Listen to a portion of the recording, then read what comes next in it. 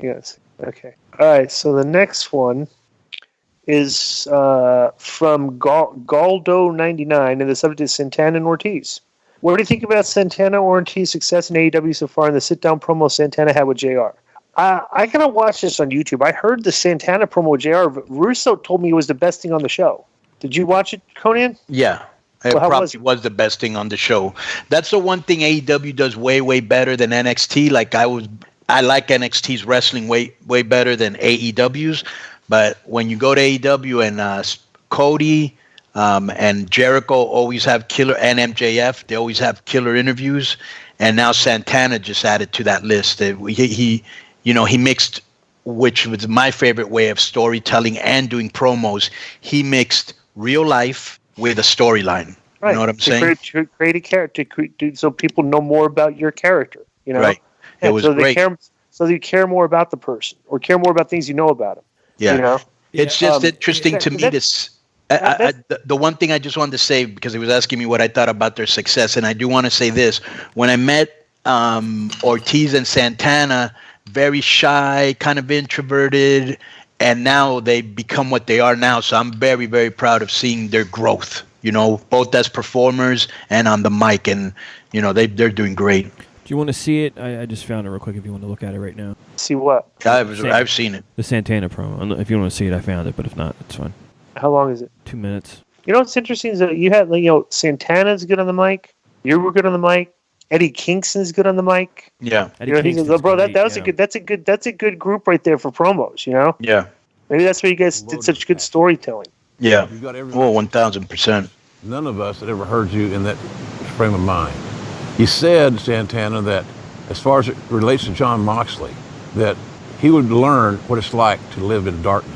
Can you tell us exactly what you meant by that? I'm gonna tell you a little story. A little over 10 years ago, I was at the deepest, darkest point in my life.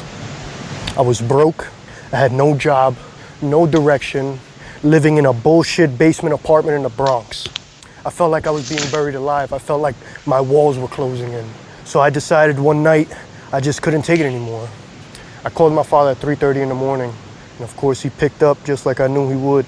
I continued to explain exactly how I was feeling. I feel like every day that I wake up, it's dark, it's nighttime.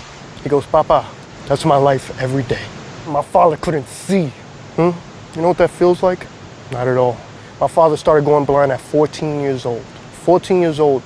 Now imagine sitting in a hospital room at 14 years old and a doctor telling you by the time you're 25, you're not gonna be able to see a damn thing. Process that. My father was stolen from me. No chance to say goodbye, no chance to say I love you, no chance to tell him exactly what he meant to me. That's my reality. That's what I live with every day. Quite frankly, your group, the Inner Circle, Jericho's group, what Moxley did last week seemed to be retaliatory. So is Jericho the guy that you should be pissed off at? Jon Moxley had every opportunity to have the entire wrestling world bow down to his feet. He had every chance to be a part of the real reason why this company is so successful. He decided to piss all that away. Jon built his own coffin. And tonight, I promise, he'll know what it's like to be in the dark. It's a good promo. Yeah.